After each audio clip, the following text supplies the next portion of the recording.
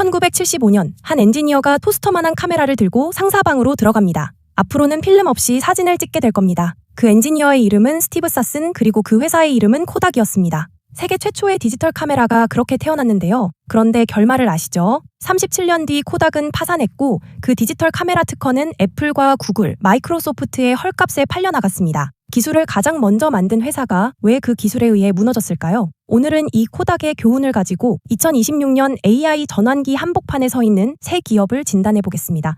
끝까지 보시면 지금 내 포트폴리오에 코닥 후보가 들어있는지 판단할 수 있는 3가지 체크리스트를 가져가실 수 있습니다. 미장 투자 노트, 구독과 좋아요 부탁드리고요. 바로 시작하겠습니다. 먼저 코닥 이야기부터 정리하고 넘어가겠습니다. 1990년 코닥의 필름 시장 점유율은 전 세계 80%였습니다. 말 그대로 독점 기업이었죠. 그런데 코닥 내부에는 이미 1975년부터 디지털 카메라 기술이 있었다는 게 충격 포인트입니다. 사슨이 만든 그 프로토타입은 0.01메가픽셀, 카세트 테이프의 흑백 이미지를 저장하는 수준이었지만 방향성은 완벽하게 맞았습니다. 그런데 왜 코닥은 이걸 서랍에 넣어버렸을까요? 이유는 단 하나. 바로 자기 시장을 스스로 잠식하는 게 두려웠기 때문입니다. 코닥은 카메라를 파는 회사가 아니라 필름과 현상 서비스를 파는 회사였거든요. 디지털이 퍼지는 순간 그 수익 모델이 증발해버립니다. 그래서 경영진은 디지털은 필름보다 품질이 떨어진다, 이런 이유를 대며 출시를 미뤘고 정작 1994년에 시장에 들어갔을 때는 이미 일본 기업들이 자리를 다 잡아놓은 상태였습니다. 결과는 냉정했습니다. 2005년에 미국 디지털 카메라 점유율 24%였던 코닥이 2007년 15%, 2010년에는 7%까지 떨어집니다. 그리고 2012년 1월 19일 챕터 11 파산을 신청합니다. 보유하고 있던 특허 수천 개를 5억 2,500만 달러에 애플, 구글, 페이스북, 마이크로소프트, 삼성에 팔아넘기면서요. 여기서 우리가 기억해야 할 3가지 교훈이 있습니다. 첫째, 기술을 가진 것과 기술을 상용화하는 건 완전히 다른 문제다. 둘째, 기존 수익 모델을 보호하려는 순간 전환기 기업은 반드시 실패한다. 셋째, 경영진이 위기를 인식하는 것과 실행하는 건 또 다른 이야기다. 그럼 이 3가지 잣대를 가지고 지금 AI 전환기 한복판에 서 있는 새 기업을 차례로 보겠습니다. 첫 번째는 인텔, 티커 INTC 인텔입니다. 굉장히 조심스럽게 말씀드리는데요. 개인적으로 가장 코닥의 그림자가 짙게 드리운 기업이 바로 인텔입니다. 사실 인텔은 AI 시대가 올 줄 누구보다 먼저 알고 있었습니다. 2010년대 초반에 이미 GPU 사업부, AI 가속기 사업부를 여러 번 만들었고 하바나 랩스라는 이스라엘 AI 칩 스타트업도 2019년에 20억 달러에 인수했거든요. 그런데 왜 지금 엔비디아에 완전히 밀렸을까요? 이유는 정확히 코닥과 똑같습니다. 바로 자기 수익을 건드릴 수 없었기 때문입니다. 인텔의 핵심 수익원은 X86 CPU, 특히 데이터 센터용 제온 프로세서였는데요. GPU와 AI 가속기를 본격적으로 밀면 이 X86 매출을 스스로 갉아먹어야 했습니다. 그래서 매번 AI 칩 프로젝트는 예산 배정 우선순위에서 밀려났고 하바나의 가우디 시리즈는 출시할 때마다 엔비디아 대비 한 세대 뒤처진 상태로 나왔습니다. 숫자로 보면 더 냉정합니다. 2024년 11월 인텔은 자사 가우디 프로세서가 매출 목표를 달성하지 못할 거라고 공식적으로 인정했습니다. 그리고 2025년 8월 미국 정부로부터 89억 달러의 지원을 받으면서 주가가 25년 만에 최고가를 찍었는데요.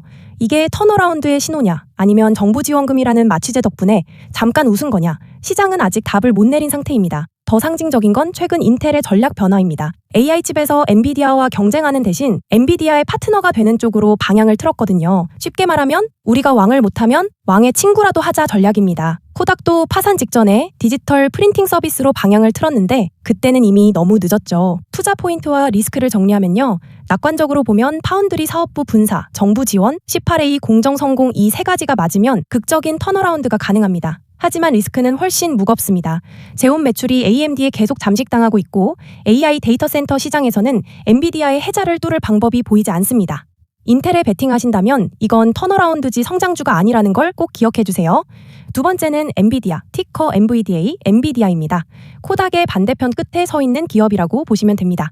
엔비디아가 AI 시대의 완전한 승자가 된 이유는 사실 GPU 성능 때문이 아닙니다. 진짜 이유는 2006년부터 시작된 CUDA라는 소프트웨어 플랫폼이에요. 당시 젠슨 황은 그래픽 칩을 게임이 아닌 범용 연산에 쓰게 만들겠다는 굉장히 이상해 보이는 결정을 내렸는데요. 심지어 이 CUDA 플랫폼을 개발자들에게 완전히 공짜로 뿌렸습니다. 매출은 그래픽 칩에서 나오는데 소프트웨어에 수십억 달러를 10년 넘게 쏟아부은 거죠. 월가는 당시 이걸 전혀 이해하지 못했습니다. GPU 회사가 왜 소프트웨어에 돈을 쓰냐는 비판이 지배적이었거든요. 그런데 이게 20년 뒤 2026년에 어떤 결과로 돌아왔는지 보시면요. 엔비디아 2026 회계연도 4분기 매출 681억 달러, 전년 대비 플러스 73%, 연간으로는 2,159억 달러 플러스 65%, AI 칩 시장 점유율은 80에서 90% 사이, 시가총액은 4조 9천억 달러로 세계 1위입니다. 그리고 2027년까지 확보된 AI 칩 수요가 이미 1조 달러라고 공식 발표까지 했습니다.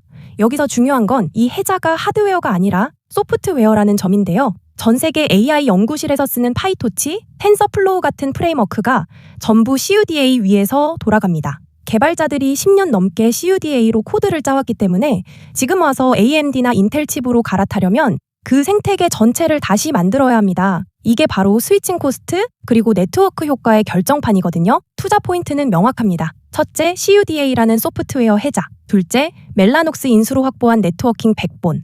셋째, 게임과 자율주행, 로보틱스로 확장되는 플랫폼 전략.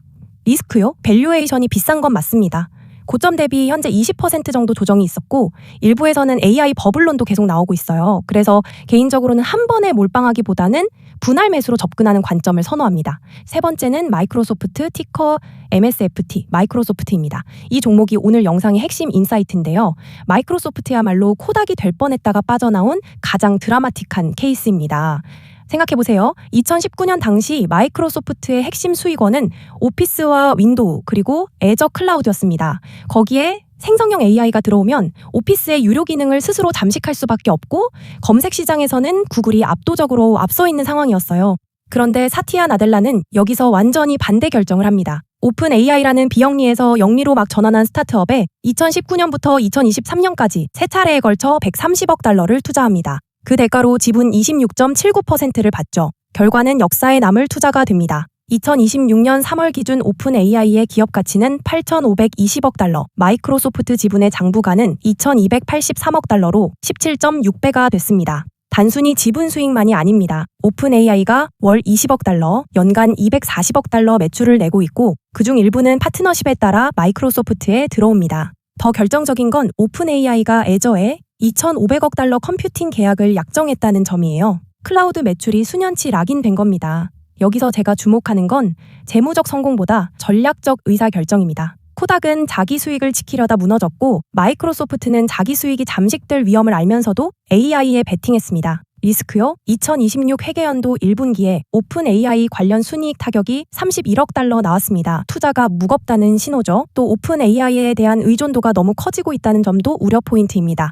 그래도 전환기에 자기 파괴 의지를 보여준 몇 안 되는 빅테크라는 점은 분명합니다. 오늘 본 세 기업을 코닥 테스트로 한 줄씩 정리하면요. 인텔은 기술은 있지만 자기 수익 보호 본능 때문에 전환에 실패한 케이스. 엔비디아는 20년 전에 미래 해자에 베팅해서 지금 독점을 누리는 케이스. 마이크로소프트는 자기 수익 잠식 위험을 감수하고 베팅에서 성공한 교과서적 전환 사례. 전환기 기업에 투자할 때 제가 항상 쓰는 세 가지 체크리스트를 드리겠습니다. 첫째, 해자가 하드웨어인가 소프트웨어인가? 소프트웨어 해자가 훨씬 두껍습니다. 둘째, 경영진이 자기 수익 잠식을 입으로 말하고 실제로 자본을 배치하는가? 셋째, 과거 10년간의 R&D 지출 방향이 현재 핵심 사업과 맞는가? 아니면 새로운 시장을 향하고 있는가? 이 세 가지로 여러분의 포트폴리오를 한번 훑어보시면 지금 들고 있는 종목 중에 어떤 게 엔비디아 쪽이고 어떤 게 인텔 쪽인지 감이 오실 겁니다.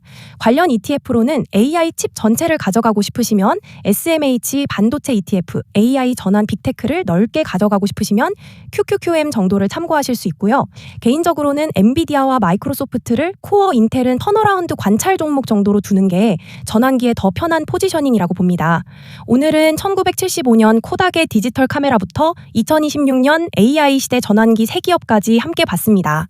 다음 주에는 시선을 돌려서 지금 애널리스트들이 조용히 담고 있는 비빅테크 AI 수혜주 이야기를 준비해 보겠습니다. 영상이 도움되셨다면 구독, 좋아요, 알림 설정 부탁드리고요. 본 영상은 투자 조언이 아닌 정보 전달 목적입니다. 투자의 책임은 본인에게 있습니다. 감사합니다.